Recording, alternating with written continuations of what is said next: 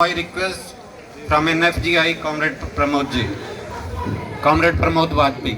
मेरा सभी से अनुरोध है कि तालियों के साथ वक्ताओं का अभिनंदन करते रहें।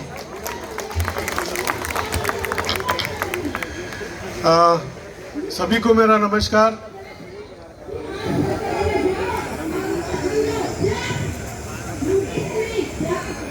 तो दिसंबर के महीने में कड़क ठंडी में हम लोगों ने यहाँ पर एक धरना प्रोग्राम किया था और उसके बाद में आज हमारा चलो पार्लियामेंट प्रोग्राम है।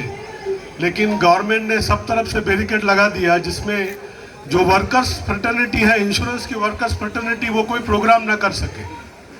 हमारी डिमांड है, जुनून है। LIC को वेजिजन दिया गया, बैंक को दिया, CGC को दिया, RBI को दिया, जितने भी पब्लिक सेक्टर ऑर्गेनाइजेशन है सबको वेजिजन दिया। जब हम लोग डिमांड करते हैं तो सॉल्वेंसी की बात बीच में आती है। अब ये सॉल्वेंसी का मतलब किसको पता नहीं है, सॉल्वेंसी का मतलब क्या होता है। अब ये सॉल्वेंसी के थ्रू हमारी डिमांड, हमारी जो वेज यूजन है उसको डिले किया जा रहा है। गवर्नमेंट जब वर्कर्स की यूनिटी होती है, ट्रेड यूनियन की यूनिटी होती है, तो गवर्नमेंट उस यूनिटी को तोड़ने का प्रयास करती है।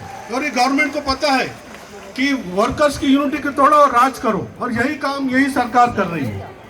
हमारी डिमांड है, 55 मंथ्स हो गए, हमारी डिमांड अभी तक पूरी नहीं की गई। चार्टर ऑफ डिमांड सभी ट्रेड यूनियन ने इन टाइम सबमिट किया। 1 अगस्त 2017 से ये पेंडिंग है। लेकिन गवर्नमेंट का है कि सॉल्वेंसी के नाम पर उसको डिले किया जाए, उसको न दिया जाए। बीच में उन्होंने क्लोजर मर्जर का इशू डाल दिया, अभी चेकअप सिस्टम का एक मर्जर डाल दिया कि जिसमें यूनिटी टूटे और उनकी डिमांड फुलफिल ना हो। मित्रों, अब जो न्यू रिक्रूटी जो हमारे एम्प्लॉइज भाई बहन हैं, उनकी कई जुनून डिमांडें भी हैं हमारे साथ में। वो 2015-16 में कंपनी में ज्वाइन किए, लेकिन आज तक उन्होंने वेज यूजन क्या होता है उनको पता नहीं है। एटलीस्ट हम सीनियर लोग हमने देखा है, और ये वेज यूजन हमें आज नहीं तो कल जरूर मिलेगा। लेकिन हमारे जो नए भाई बहन हैं वो आज यहाँ पर नहीं है, बहुत कम तादाद में है, क्योंकि यंग जनरेशन आगे आना चाहिए, लेकिन यंग जनरेशन आगे नहीं आता है। पता नहीं उनको क्या हो गया है। क्लोजर मर्जर के नाम पर ऑफिसेस बंद करो। कोविड के समय हम सभी एम्प्लॉय ने अच्छी तरीके से काम किया। सभी एम्प्लॉइज को बुलाया गया कि आप 1 घंटा काम के लिए, 2 घंटा काम के लिए, हम लोगों ने हमारा परफॉर्मेंस दिया। लेकिन हेल्थ क्लेम आ गए। उस समय मोटर का प्रीमियम हमको नहीं मिला। मोटर का प्रीमियम एक वर्किंग कैपिटल माना जाता है। 2 साल से मोटर का प्रीमियम हमको नहीं मिलने से ये बहुत सारी दिक्कतें आ गई। न्यू इंडिया ने 500 करोड़ का प्रॉफिट जनरेट कर लिया। जब हम जिप्सा चेयरमैन से बम्बई में जाके मिले थे तो उन्होंने बताया कि न्यू इंडिया ने 500 करोड़ का प्रॉफिट जनरेट कर लिया और दूसरे कंपनी ने 2000 करोड़ का लॉस हो गया। ये हमारा ड्यूटी नहीं है। हमें हमारा लेजिटिमेट डिमांड चाहिए, हमें वेज यूजन चाहिए। लॉस प्रॉफिट देखना आपका काम है। हम तो वर्कर्स हैं, हम तो काम कर रहे हैं। हमने समय समय पर जो गवर्नमेंट की नीति है, जो गरीब लोगों के लिए सरकार द्वारा जो स्कीम चलाई जा रही है, उसको हम इम्प्लीमेंट करते हैं। 12 रुपए में जन धन योजना की स्कीम लागू की जाती है, 1 लाख रुपए का क्लेम दिया जाता है। उसी प्रकार LIC में 200 रुपए लेके 2 लाख का क्लेम दिया जाता है जन धन योजना में, जहाँ की 24 करोड़ एप्लीकेंट है, 24 करोड़ गरीब लोगों ने अकाउंट ओपन किया है। तो इस तरह की जैसे बीमा सुरक्षा योजना है, जहाँ की प्रीमियम खाली 200 करोड़ मिलता है और क्लेम 700 करोड़ दिया जाता है। आज number of employees day by day कम होते जा रहे हैं, लेकिन प्रीमियम जो मोटर का है वो अब आना शुरू हुआ है। प्रॉपर्टी इंश्योरेंस हमको नहीं आ रहा है, क्योंकि पूरा की पूरा प्रॉफिट मेकिंग जो पॉलिसीज है वो प्राइवेट सेक्टर लेके जाता है।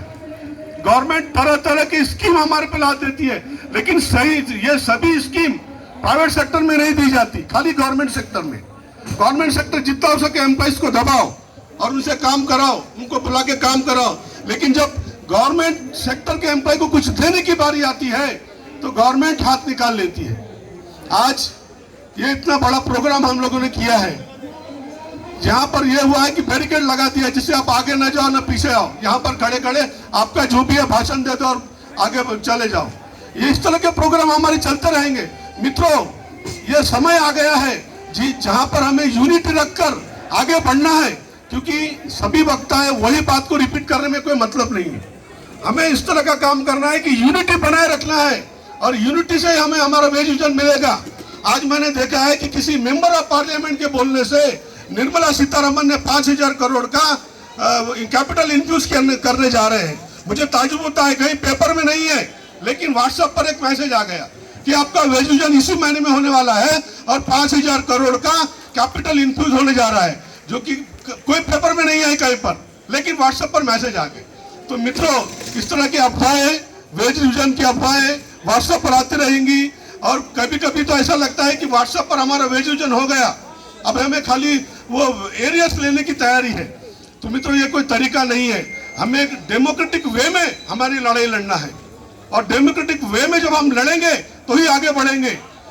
जैसे बैंकिंग इंडस्ट्री में होता है कि अगर बैंक के ट्रेड यूनियन ने कॉल दिया तो सारे बैंकें बंद हो जाती है। हमें उसी तरह का कार्रवाई करना है कि अगर हम जॉइंट एक्शन कमेटी ने किसी प्रकार का कॉल दिया है तो हमें सारे ऑफिसर बंद करना है और यूनिटी के माध्यम से हमारी डिमांड, जुनून डिमांड हमको लेना है, जब भी हम आगे बढ़ेंगे। क्योंकि गवर्नमेंट एम्प्लॉय है, हमारा ड्यूटी है काम करना, लेकिन हमारा ड्यूटी है हमारे लेजिटिमेट डिमांड के लिए आगे संघर्ष करना। और ये संघर्ष हम कई महीनों से करते आ रहे हैं, ये पहली बार नहीं है, इसके पहले भी किया और आगे भी करते रहेंगे। लेकिन अब एक लिमिट हो चुकी है हमारे संघर्ष करने की, बर्दाश्त करने की एक लिमिट हो चुकी है, वो क्रॉस कर हम चुके हैं। अब आगे हमको इससे कठिन से कठिन संघर्ष करना पड़ेगा, जब भी हमको हमारा वेज विजन मिलेगा। नहीं तो ये सरकार वेज विजन देने वाली नहीं है। आज से उन्होंने सेकंड पार्लियामेंट सेशन को ओपन किया है 1 हफ्ते के लिए।